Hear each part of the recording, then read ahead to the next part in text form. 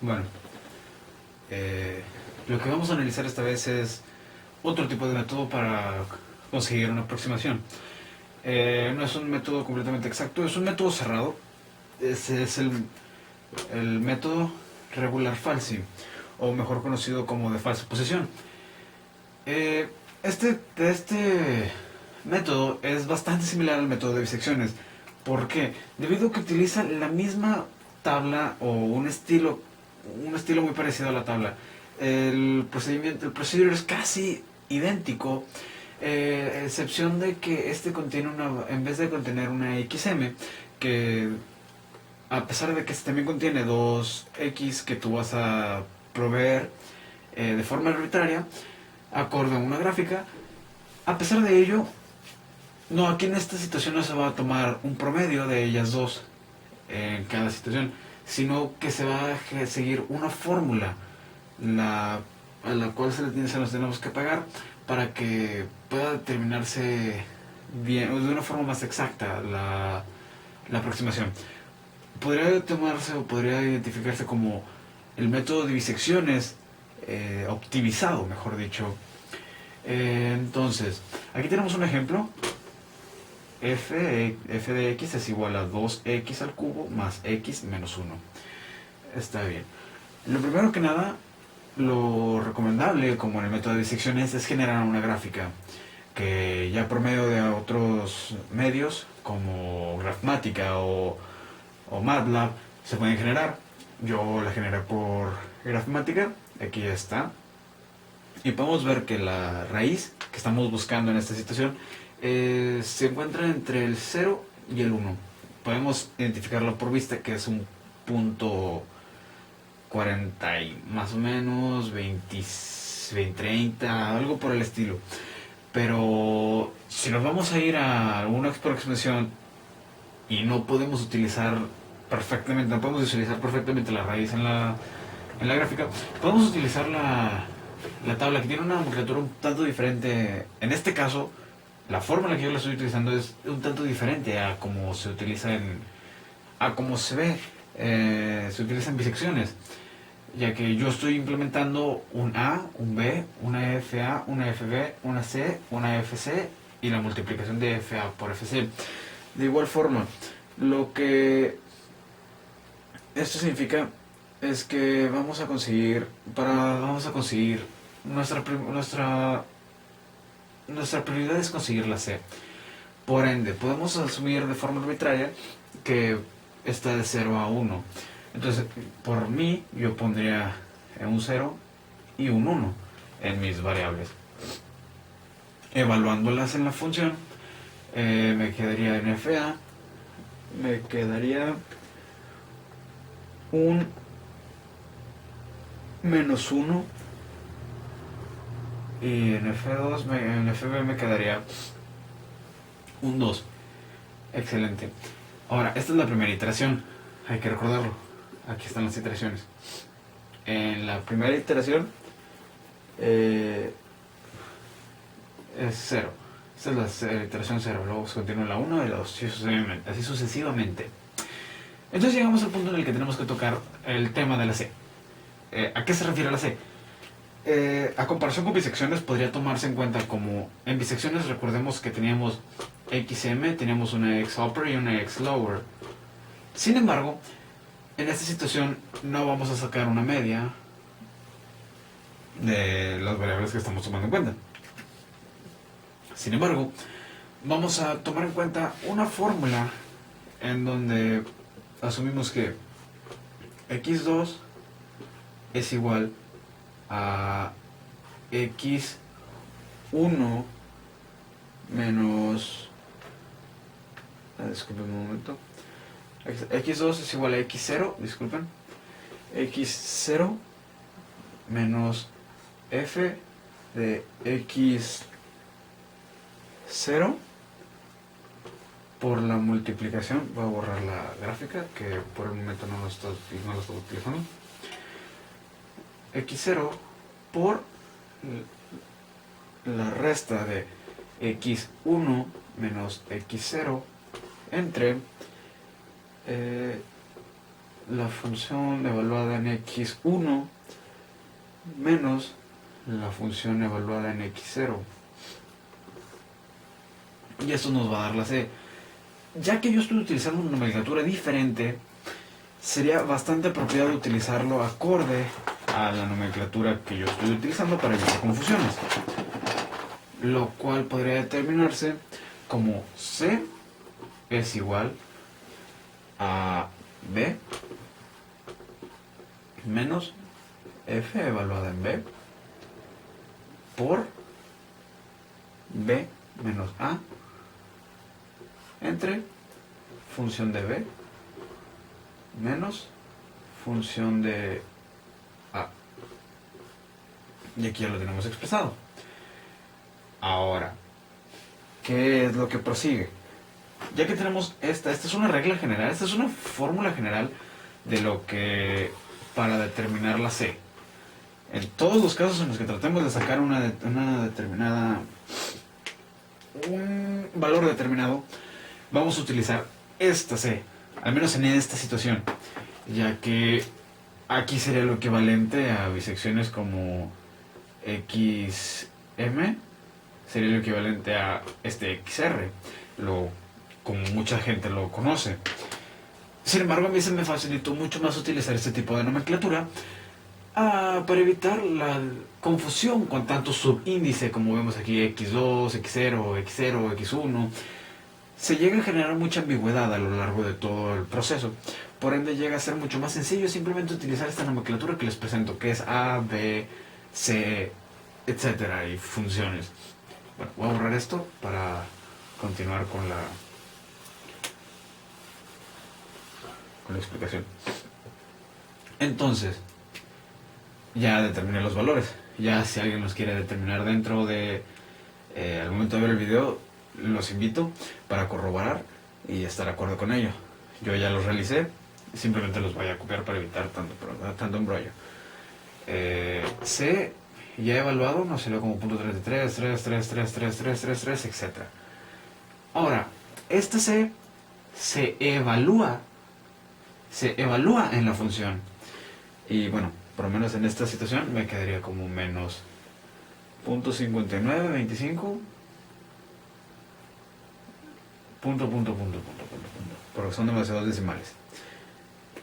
Ahora, esta función evaluada en C la vamos a multiplicar por A. Y eso nos recuerda un tanto a bisecciones, ya que solíamos tomar en cuenta la multiplicación de ciertos factores con el xm, y esta vez sería importante multiplicarlo por el xa, lo cual nos daría un .5925 positivo. Ahora, viene lo importante. A semejanza del método de bisecciones, nosotros vamos a... Bueno, primero que nada voy a trazar una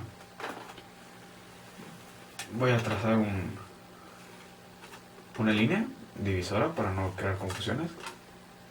Más que nada para evitar cualquier clase de confusión. Bueno, no quedó perfecto, pero así queda.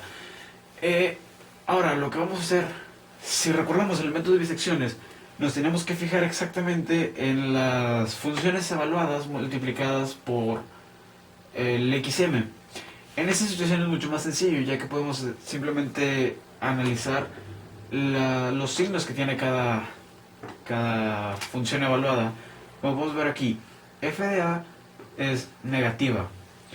¿Qué significa eso? Recuerden que podríamos tomarlo en cuenta como alguna forma de analizarlo de forma cruzada, como serían bisecciones, que cuando xu por xm, la función evaluada en xu por la función evaluada en xm te da un signo negativo, significaba que iba a seguir utilizando el xl, significa que el xm iba a ser tu nuevo xl. Bueno, esta propiedad sigue actuando aquí. Ahora pero en vez de xm va a ser un xr, que sería c. El 0 que tiene, lo único que nos está diciendo esto es que realmente la raíz está entre 0 y 1. Sin embargo, hay que cortar. Entonces se cambia, analizamos, ¿es negativo? ¿Es negativo? Sí, si es negativo el A. Entonces sería punto 33 en esta situación y B es positivo. Por ende se mantiene el 1. Entonces ya sabemos que está entre punto 33 y 1. Está bien. Entonces vamos a volver a realizar todo el proceso y al menos en esta situación nos quedaría que f de A es menos punto 59 menos punto 59 25, etcétera, etcétera, etcétera, como teníamos acá en función de C. Ahora, nos queda la B. La B vuelve a ser 2. Punto 30, vamos a sacar la C, que nos queda punto 4857, etcétera, etcétera, etcétera, etcétera. Ahora, esta C la vamos a evaluar en la función que teníamos anteriormente, en la dada, y nos queda menos punto 28, menos punto 28, 51, 07, etcétera, demasiados decimales. Y de igual forma se vuelve a multiplicar con el A. Son signos iguales, entonces se va a cambiar el A porque es negativo. Nos queda punto 030, no, punto 16. Punto 16, 89, 52, 81, etcétera, etcétera, etcétera, etcétera. Ahora volvemos a repetir el mismo proceso. Realizamos una línea, bueno, al menos en mi caso realizamos una línea para separar y evitar confusiones, ya que yo no estoy en una hoja de Excel y es más difícil evitar los embrollos. Entonces, ¿qué es lo que necesitamos analizar?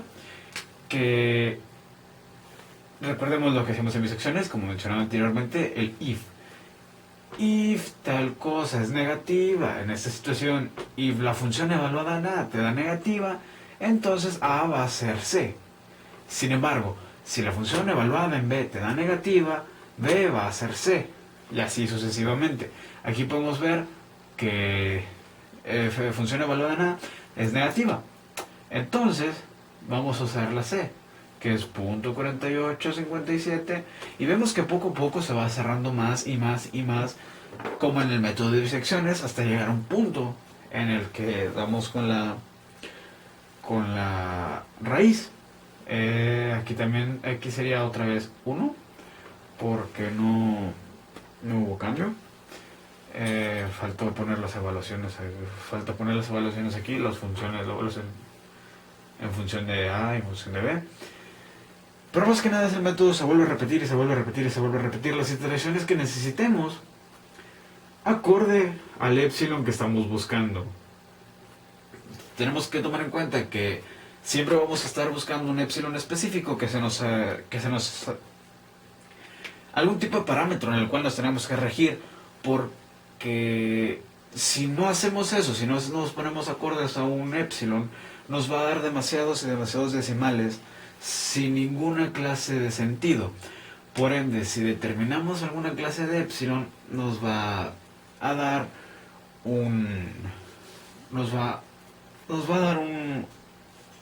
una aproximación cercana a lo que buscamos. De igual forma, podríamos anotar ya los errores, el error de aproximación, margen de error, etcétera. Y eso es un tema muy importante, porque todos los errores, como hablábamos en el método de bisecciones, que se utilizaban solo se usaba la CXM, en esta situación se va a usar solo la CXR.